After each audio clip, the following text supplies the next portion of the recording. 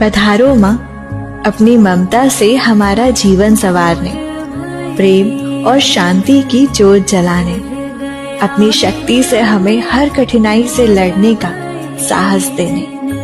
आपके आशीर्वाद के बिना हमारा जीवन अधूरा है, हमें पूर्ण करने आइए माँ, आइए। ओम ह्रीं श्रीं क्रीं श्रीं कुबेराय अष्टलक्ष्मी मम गृहधनं पुरय पुरय नमः। आओ आओ माँ लक्ष्मी आओ, माँ तरस दिखाओ, है खड़े तेरे द्वार जी, माँ तेरे भगत करे है पुकार जी। माँ तेरी भगत करे है पुकार जी। मेरे नैना तरस तेरा पाए, है कब से आस लगाए, करे हैं इंतजार जी, माँ तेरे भगत करे हैं पुकार जी। माँ तेरी भगत करे है पुकार जी।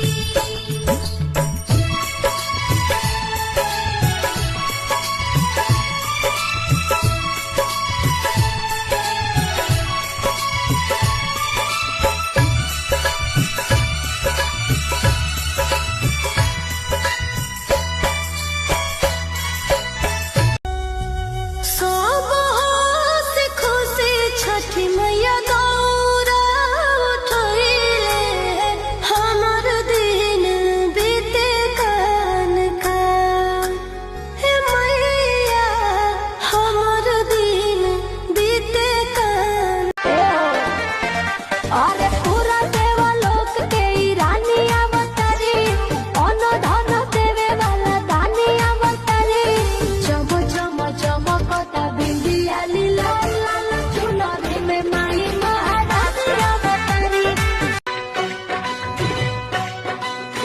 घर में आओ लक्ष्मी माता, पधारो श्री गणराजा, दिवाली का त्योहार आया हमने घर। हो आई है दिवाली और आएंगे राम, आई है दिवाली और आएंगे राम। हो दीप घर घर जलेंगे, आएंगे भगवान, दीप घर घर जले। कद्दू भात छठ पूजा के अनुष्ठानों में विशेष महत्व रखता है, खासकर नहाए खाए के दिन, जो इस पर्व का पहला दिन होता है। इस दिन श्रद्धालु नदी या तालाब में पवित्र स्नान करते हैं, जो शरीर और आत्मा की शुद्धि का प्रतीक है। स्नान के बाद वे कद्दू की सब्जी और भात का एक साधारण और पवित्र भोजन तैयार करते हैं, जो अक्सर शुद्ध घी में पकाया जाता है। ये भोजन सख्ती से सात्विक होता है और इसमें प्याज, लहसुन या कोई भी अशुद्ध चीज नहीं डाली जाती, जिससे इसकी पवित्रता बनी रहती है। इसे सबसे पहले छठी मैया और सूर्यदेव को अर्पित किया जाता है और फिर व्रती इसे प्रसाद के रूप में ग्रहण करते हैं, जो व्रत की शुरुआत का प्रतीक है। कद्दू भात का सेवन मन और शरीर की शुद्धि के लिए माना जाता है, जिससे श्रद्धालु आने वाले कठिन उपवास और प्रार्थनाओं के लिए तैयार हो जाते हैं। ये अनुष्ठान न केवल पवित्रता और भक्ति पर बल देता है, बल्कि छठ पूजा के सरलता, अनुशासन और आस्था से जुड़े गहरे सांस्कृतिक मूल्यों को भी दर्शाता है। छठ पूजा की परंपरा वैदिक काल से मानी जाती है। कहा जाता है कि ये पर्व सूर्यदेव और छठी मैया की उपासना का सबसे पुराना तरीका है। रामायण में उल्लेख, जब भगवान श्री राम सीता माता को अयोध्या लेकर लौटे, तब सीता माता ने कार्तिक मास में शुक्ल पक्ष की षष्ठी तिथि को सूर्यदेव की पूजा कर परिवार की सुख समृद्धि की कामना की।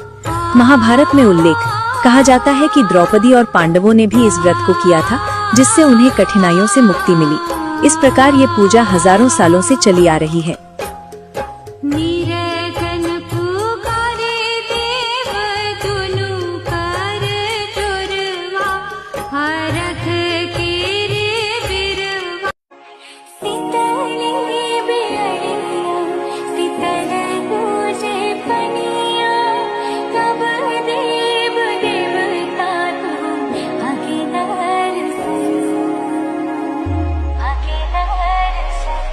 कद्दू भात छठ पूजा के अनुष्ठानों में विशेष महत्व रखता है, खासकर नहाए खाए के दिन, जो इस पर्व का पहला दिन होता है।